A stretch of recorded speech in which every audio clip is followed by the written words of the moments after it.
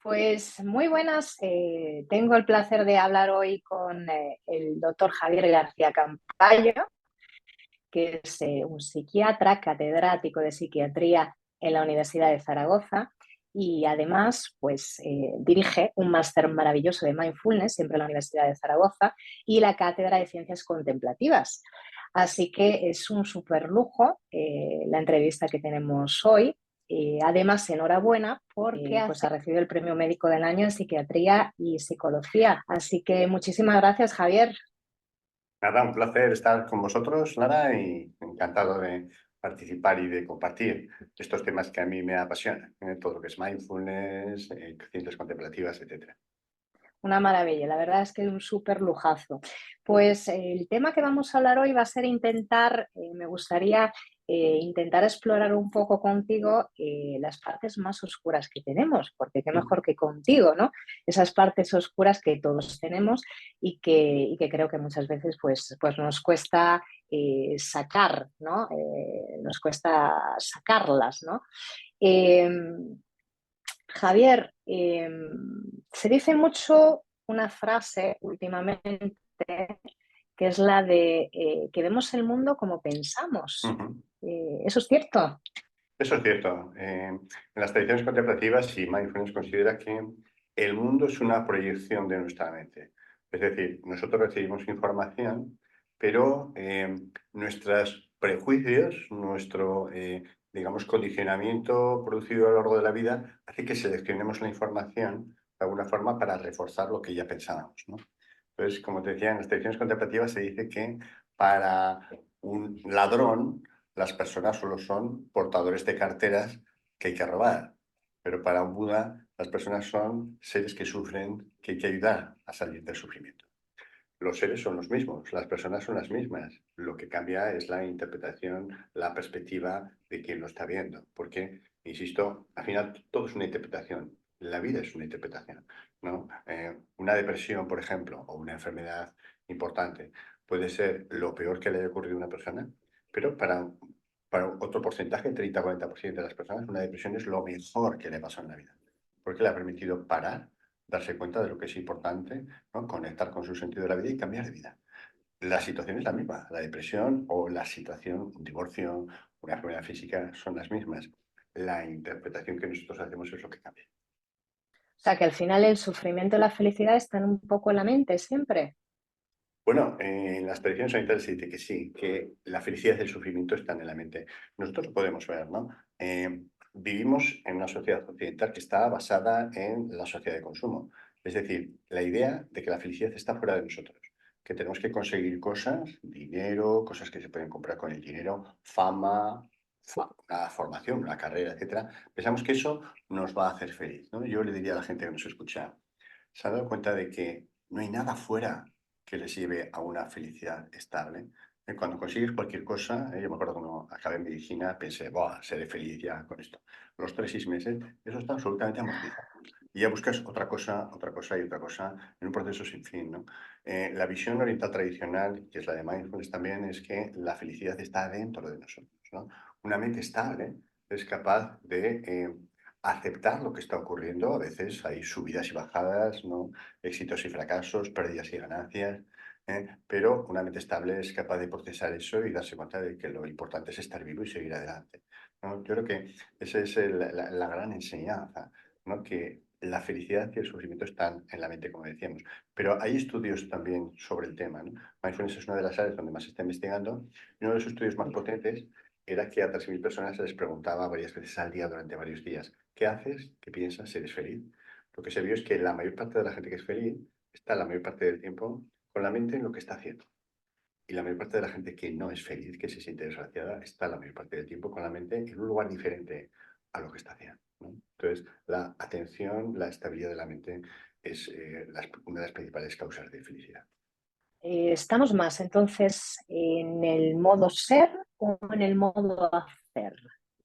Solo estamos en el modo hacer. Quiere decir, para estar en el modo ser, habría que practicar algún tipo de meditación y eso progresivamente nos iría llevando, ¿no? A ese estado de la mente que es el modo ser.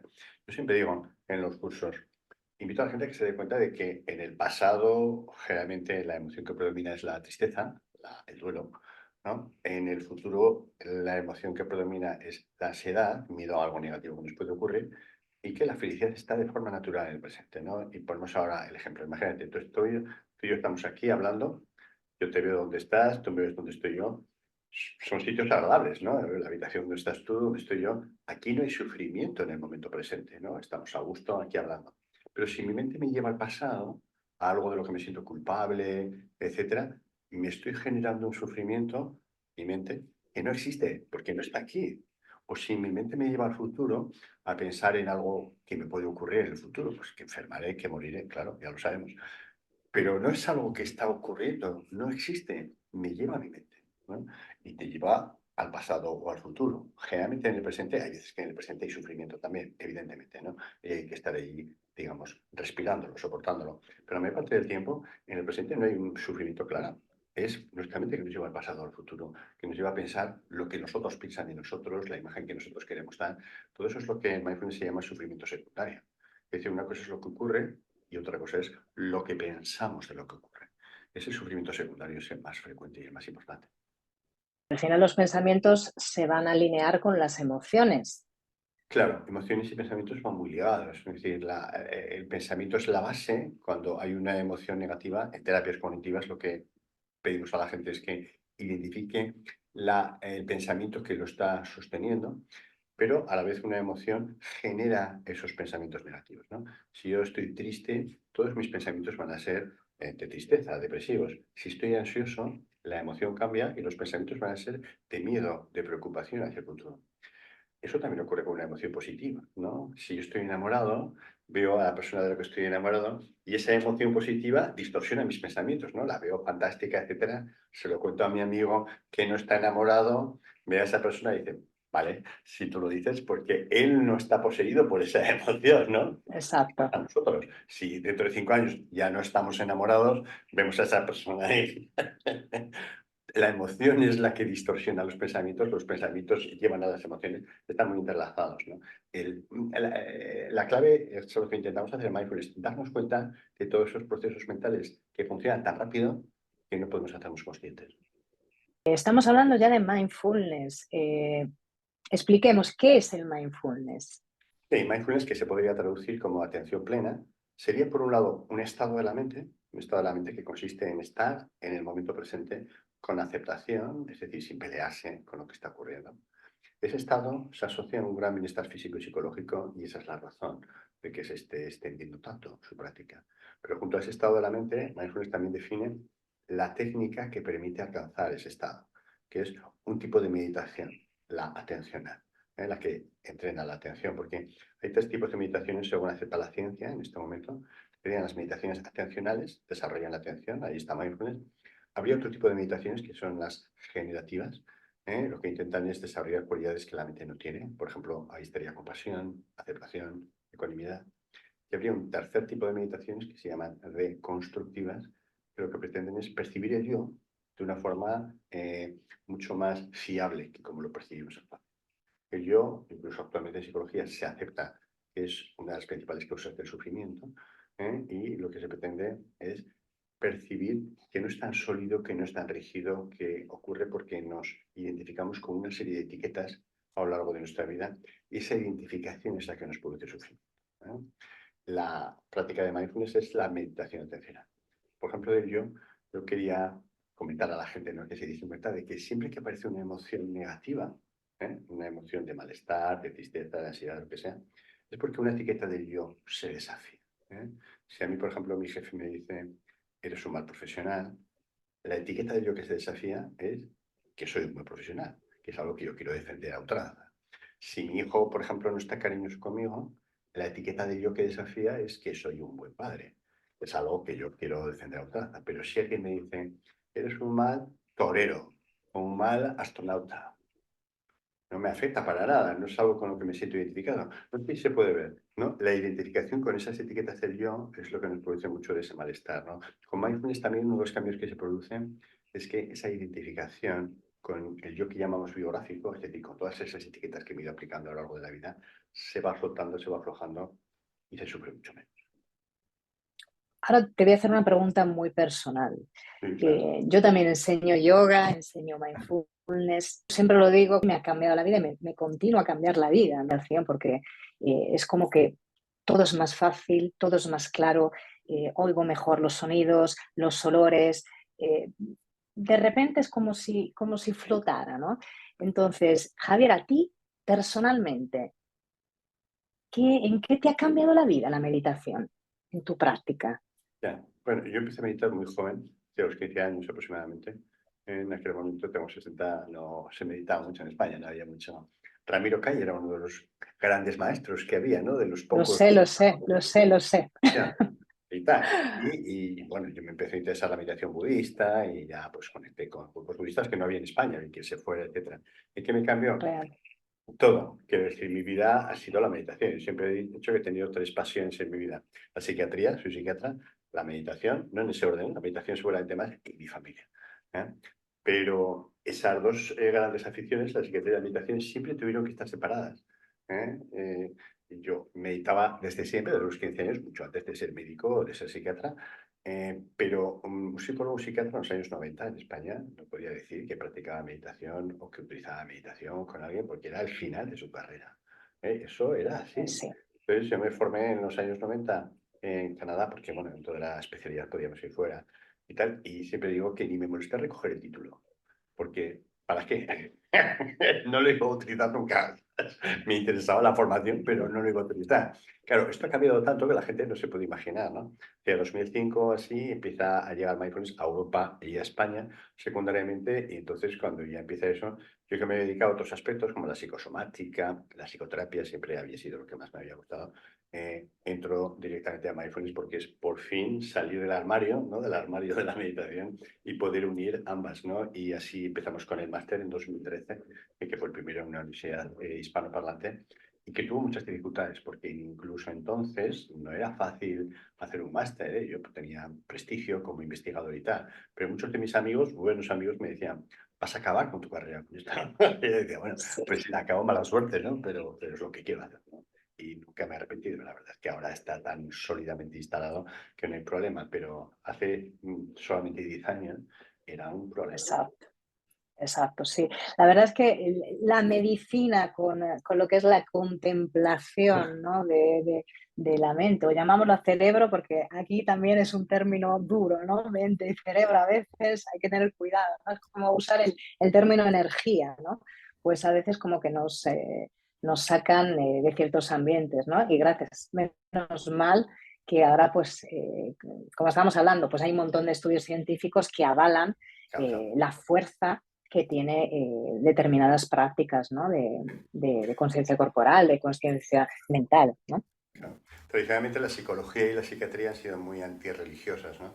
Ya desde la época de Mm, Freud se consideraba que las religiones surgen, la espiritualidad surge para dar sentido al sufrimiento y como que era sospechosa, ¿no? Pero es verdad que en los últimos 10 15 años hay todo un movimiento, también Mindfulness fue pionero en eso, hay un movimiento que se llama ciencias contemplativas.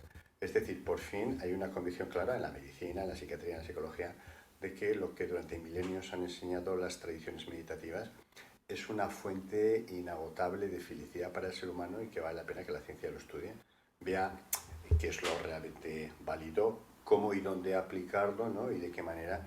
Y creo que eso ha abierto un campo que es único en la historia de la humanidad, ¿no? Es por fin unir la espiritualidad con la ciencia. Creo que estamos en un momento único. Hay otros problemas, ¿no? Que tiene el planeta, como todos sabemos, ¿no? Pero ese aspecto positivo es único realmente. Además, en este momento, yo digo que no solo por eso, sino porque tú puedes acceder a diferentes maestros de diferentes escuelas, exacto, que antes era imposible. Que decía, antes tú estabas como maestro y como geográfica y temporalmente era tan complicado, te quedabas con él toda la vida o con si ibas a un segundo maestro. Pero ahora puedes ver personas de un gran nivel en muy diferentes tradiciones contemplativas a tiempo real. Bueno, es algo único, ¿no? Es increíble. si hay algo que nos une un poco a todos, ¿no? Claro, claro, claro. Al final, Esa es la gran belleza, es todo la es gran relativo, belleza. ¿no? La metáfora que se ha utilizado es como una pelota, ¿no? Que se clava con agujas, ¿no? Y en la superficie aparentemente las agujas están muy separadas, pero en el Es, centro tocan el mismo punto, ¿no? Creo que las tradiciones contemplativas aparentemente de forma son diferentes, pero van buscando exactamente lo mismo. Como psiquiatra, Javier, sobre todo en pacientes que sufren de dolores crónicos, de dependencias, de fuertes depresiones, ¿qué cambios ves cuando empiezan a añadir las meditaciones, obviamente, a las terapias que tienen que hacer? Porque, cuidado, me gusta siempre insistir en esto, Sí, sí. que es necesario que ciertas personas, ciertos pacientes sean siempre seguidos por un médico. ¿Qué Claro. cambios les ves añadidos? Bueno, yo siempre digo que cuando empecé psiquiatría hubo un momento que casi la abandono, ¿no? Porque me sobrecogió la gran cantidad de sufrimiento que tiene el ser humano, ¿no? Ujú. Pero el aspecto positivo es que, y claramente lo que se habla de sufrimiento primario y secundario, es decir, que la mayor parte de ese sufrimiento es evitable. Nos lo generamos nosotros por malinterpretación, por expectativas, por tal, ¿no? Entonces, los cambios que produce mindfulness, la meditación, en general, las tradiciones mente-cuerpo, como yoga, tai chi, qigong y tal, es que uno empieza a ver la realidad como es. Es decir, se da cuenta de que todo es una interpretación, ¿no? Y que la realidad sea la que sea, una circunstancia externa adversa, no hace falta interpretarla de forma sistemáticamente negativa, sintiéndose como la víctima, etcétera, etcétera, sino que puede reinterpretarse desde aspectos positivos y por supuesto hay un sufrimiento primario, es decir, fallece alguien, por supuesto vas a sufrir, ¿no? Pero si tú desarrollas aceptación, que va muy ligada, ¿no? La aceptación, que es algo poco reconocido en Occidente, ¿no? Porque nuestra cultura es muy anti-aceptación, la aceptación, la compasión, etcétera, todo eso va muy ligado a las tradiciones contemplativas, a mindfulness, etcétera, y son una serie de herramientas de una utilidad increíble para afrontar las circunstancias adversas que a veces ocurren en la vida. Yo creo que la vida es maravillosa, pero efectivamente tiene sus subidas y bajadas, hay pérdidas, ganancias, éxitos, fracasos, etcétera. Uno tiene que poder aceptar que eso es inevitable, es consustancial a la vida humana y seguir adelante, ¿no? Porque seguir vivo, estar conectado con el resto de la humanidad, con las muchas buenas personas que vas a poder conocer a lo largo de la vida, y sobre todo tener un sentido de la vida, que yo creo que es otro de los temas nucleares para la felicidad, y la psicología lo acepta en este momento. Todo esto, mindfulness, las tradiciones contemplativas te ayudan y te dan un bagaje que te permite seguir adelante. ¿Es más fácil amarnos o perdonarnos? Es más fácil amar a los suyos, que fíjate que van muy ligadas, ¿no? Quiero decir, había un poeta, ¿no?, que decía, conocer a alguien es amarle, es perdonarle. Yo siempre digo que los seres humanos somos todos héroes, hacemos lo que podemos. Es un mundo muy complicado este, ¿no? Entonces, cuando ves a alguien que ha hecho algo que te parezca aberrante, etcétera, si yo hubiese tenido la misma biografía que ha tenido él, estaría haciendo lo mismo. Lo que pasa es que he tenido la suerte de no tener esa biografía, de haber tenido unas circunstancias mucho más favorables. Y entonces, claro, veo el mundo de otra manera. Pero los seres humanos somos hijos de nuestras circunstancias, ¿no? No somos tan libres como nos parece. Insisto, en circunstancias exactamente iguales que la otra persona, estaríamos haciendo lo mismo.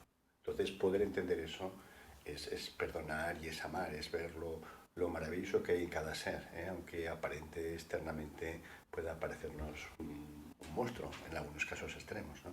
Pero todos los seres humanos tenemos, en las tradiciones orientales se dice la naturaleza de Buda, ¿no? En la tradición cristiana se dice somos hijos de Dios, es decir, todos tenemos algo muy valioso, somos únicos, pero nuestras circunstancias a veces nos han podido llevar a hacer barbaridades.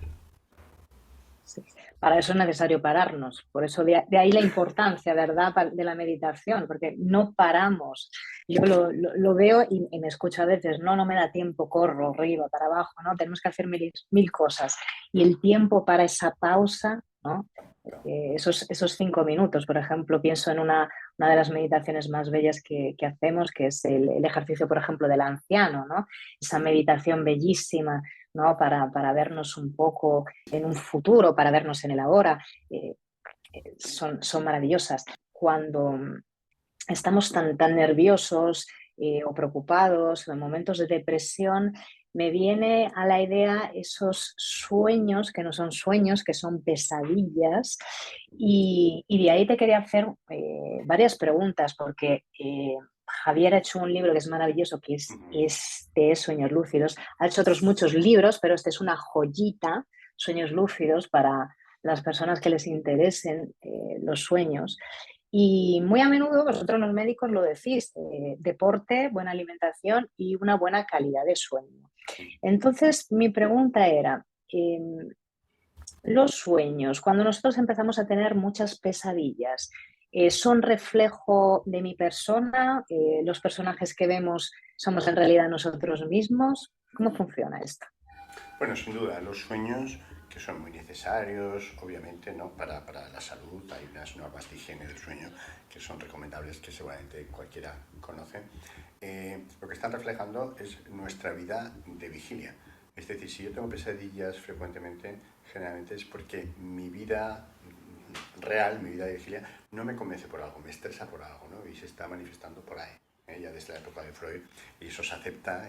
El sueño es un reflejo de nuestras preocupaciones, de nuestros conflictos, etcétera, etcétera. Entonces, si tenemos pesadillas recurrentes, vale la pena parar, ¿no? Que alguien nos ayude, algún terapeuta, si nosotros mismos podemos hacerlo, etcétera. Pero los sueños son un buen indicador del diálogo interno. Fíjate que en mindfulness insistimos mucho en esto, en la meditación en general, ¿no? El diálogo interno es esta charla que mantenemos con nosotros mismos continuamente. Ahora Eso la es. gente que nos esté escuchando pues estará pensando, pues tiene razón, no tiene razón, esa americana que lleva, esos libros que te dan fondo, en fin, lo que sea. Ese diálogo interno correlaciona con los contenidos de los sueños. Esto es fascinante, ¿no? Porque con la espiritualidad, con la práctica meditativa, etcétera, el diálogo interno va disminuyendo, pero es que también en los sueños, digamos que los contenidos de los sueños van disminuyendo. Y ocurre, hablo en el libro de eso, esto viene mucho de las tradiciones contemplativas, se tiene sueños en los que se sueña pero sin contenido, ¿me explico? O sea, yo estoy dormido, tengo un sueño, pero no hay la tramoya, la trama del sueño, porque como apenas hay diálogo interno, no hay esa trama. Y uno llega a esa experiencia de que en las tradiciones orientales se ha llamado el sueño lúcido sin sueño, ¿no? Y ahí una de las recomendaciones es meditar, meditar en ese sueño lúcido. Yo sé que estoy soñando y medito en ese momento, y la profundidad de la meditación no tiene que ver con la profundidad de la meditación, digamos, en la vida de vigilia, ¿no? Entonces, insisto en esa correlación que hay en el contenido de nuestro diálogo interno, que si además es desagradable, ansioso, depresivo, va a correlacionar con el contenido de los sueños, que también va a ser así. Si no hay esa ansiedad, depresión, simplemente hay, digamos, preocupaciones normales estándar, nuestros sueños son sueños estándar como los que tiene cada uno. Pero conforme va desapareciendo el diálogo interno, esos sueños cada vez son más limpios, más lúcidos. No hay esa trama, porque no hay esa inquietud de la mente. Es fascinante esa correlación. Y entonces la parálisis que suelen tener algunas personas durante el sueño, ¿no? Que están viviendo una pesadilla y se quieren despertar pero no pueden y Sí, hablan con otras personas, ¿eso tiene que ver con el estado de la vigilia también? claro que Que sí. Sí, hay algo que no va. el parálisis del sueño es un fenómeno natural, ¿eh? No tiene que ver necesariamente. Lo que pasa es que si hay una pesadilla, como que uno se despierta muy rápidamente asustado, y entonces lo que ocurre es que hay una especie de no conexión cuerpo-mente. El sueño REM, que es donde aparecen los sueños, donde soñamos, se caracteriza también porque hay una parálisis muscular total. De hecho, los únicos músculos que se mueven son los párpados, ¿no? Y por supuesto los automáticos, ¿no? El diafragma, la respiración, etcétera. Entonces, yo tengo una pesadilla, salgo rápidamente del sueño, entonces psicológicamente estoy despierto, pero a mi cuerpo todavía le faltan unos segundos, un par de minutos, para que vuelva el movimiento de los músculos y tal. Entonces, eso es normal, que decir, no implica ningún conflicto ni tal, simplemente que uno, digamos, se ha despertado demasiado rápidamente, y no pasa nada, es natural, va a volver. Lo que se recomienda a la gente es, bueno, quedarse ahí tranquilamente esperando a que vuelva la conexión del cuerpo, pero claro, mucha gente se pone muy nerviosa porque dice, me he muerto, ¿qué pasa? Que estoy despierto, pero el cuerpo no se mueve, me va a pasar algo, y entonces, claro, esa ansiedad hace que dispare todo el proceso y uno lo viva muy mal. Pero la gente tiene que saber que eso es absolutamente normal, que no pasa nada, que simplemente ocurre cuando uno se despierta muy rápido o le despiertan, ¿no? Con la de pesadilla uno se despierta así muy sobresaltado, sin más. No tiene que ver necesariamente con las pesadillas. Lo único que ocurre cuando te despiertas muy rápido, y las pesadillas te despiertan rápido. Y eso que se solía decir, yo me acuerdo de tiempos de mi abuela y de mis abuelas que decían, cuando hay alguien que está así, no le despiertes, no es bueno despertarlo, eso es verdad. No, todo eso es mitología, lo del sonámbulo, que no se le puede despertar, no pasa nada. Quiere decir, puedes simplemente acompañarle a la cama al sonámbulo, ¿no? Pero si le despiertas no le va a dar algo, y a la persona que está con la pared de sueño no le va a dar algo. Simplemente es posible que si le tocas cariñosa y amablemente, facilite que sea un poco más rápida la vuelta, la reconexión, pero no pasa absolutamente nada. Todo esto es, bueno, mitos que hay alrededor del sueño. Expliquemos bien qué es un sueño lúcido Es y, fascinante. y la diferencia entre el sueño normal, ¿no? Sí. Porque, Bueno, yo diría, primero, todos soñamos todas las noches, ¿eh? Pues una noche normal tiene 5 o 6 ciclos de sueño. Ese ciclo tiene una parte de sueño REM, que ahí es donde se sueña, es la parte final, y una parte de sueño no REM, que sobre todo ahí es donde se descansa. Ahí es donde, digamos, el cuerpo recobra energías, etcétera. Entonces, en esos 5 o 6 ciclos, teóricamente, todas las noches tenemos 5 o 6 sueños que deberíamos poder recordar, pero la mitad de la población no recuerda los sueños. También tiene que ver con que somos una sociedad occidental que no le da importancia a los sueños. Un antropólogo, Tart, analizó como unas 100 culturas y solamente en 5 o 6, no, incluyendo la occidental como principal, no se le daba importancia a los sueños. En otras culturas, casi lo primero que hacen al levantarse es comentar los sueños que han tenido porque consideran que es cierto, un espacio donde reciben información de los dioses, de otros niveles, de su inconsciente, etc. Entonces, todas las noches dormimos y soñamos varias veces. Y un sueño lúcido sería un sueño en el que uno es consciente de que está soñando, es decir, sabe que su cuerpo está tomado en la cama y que yo estoy viviendo ahora una aventura que es un sueño, lo sabe perfectamente y no se despierta inmediatamente. Porque, por ejemplo, en las pesadillas lo que ocurre es que, imagínate, me ataca, no sé, un monstruo increíblemente. Yo sé que eso no puede ser verdad, eso tiene que ser un sueño. Es decir, eso casi sería lúcido, pero me despierto físicamente inmediatamente, con lo cual no es un sueño lúcido. Un sueño lúcido es, yo sé que eso es un sueño, pero el sueño sigue. Entonces hay varios niveles en cuanto al control del sueño. El nivel más básico, y ya difícil, quiero decir que solamente un 10% de la población tiene sueños lúcidos con alguna frecuencia. La mitad de la gente ha tenido algún sueño lúcido en su vida, pero igual uno o dos. Pero con cierta frecuencia, es decir, cierta frecuencia se considera una vez al mes, para que se vea que es complicado tener wow. sueños lúcidos.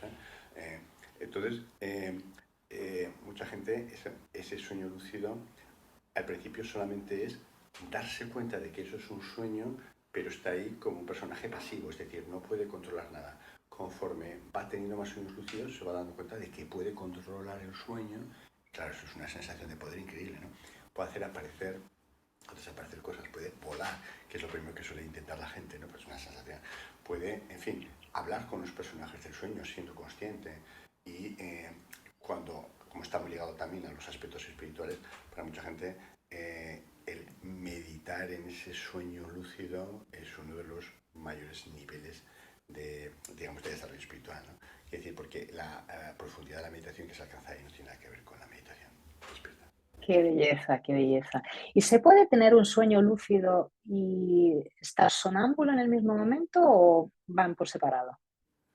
Eh, Normalmente no ocurre eso, no por nada, sino porque en la fase REM, como ya hemos comentado, que es donde se tienen los sueños más profundos, más lúcidos, más vívidos, la parálisis del músculo es total, con lo cual es difícil ser sonámbulo. El sonambulismo ocurre en el sueño no REM, donde sí que hay movimiento muscular, sobre todo fase 3 se piensa, y son los sueños mucho menos intensos, son sueños en blanco y negro, la gente que recuerde eso, los sueños de la fase REM son en color, muy vividos, muy Sí. reales y tal. Y estos otros son como en blanco y negro, un poquito más flojos, ¿no? Un poquito menos vividos, etcétera. Entonces ahí sí que se suele estar sonámbulo, se puede tener esos sueños, pero son sueños, digamos, mucho menos vividos, por tanto no suelen ser lúcidos. El sueño lúcido generalmente es en fase REM y ahí no te puedes mover.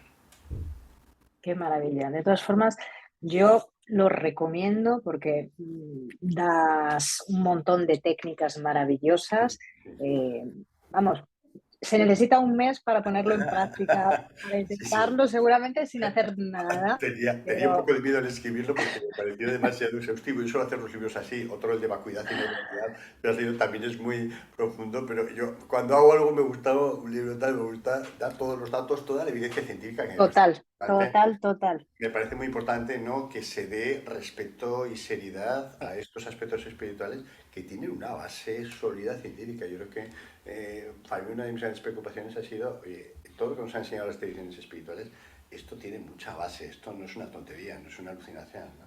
Entonces, bueno, es un poco espesillo el libro porque doy Maravilloso. muchos datos científicos, pero yo creo que tiene que ser así, porque hay otros libros que son, haga esto, hago lo otro y tal. No, no, oiga, pero que es que esto tiene una sólida base, quiere decir que esto es muy serio.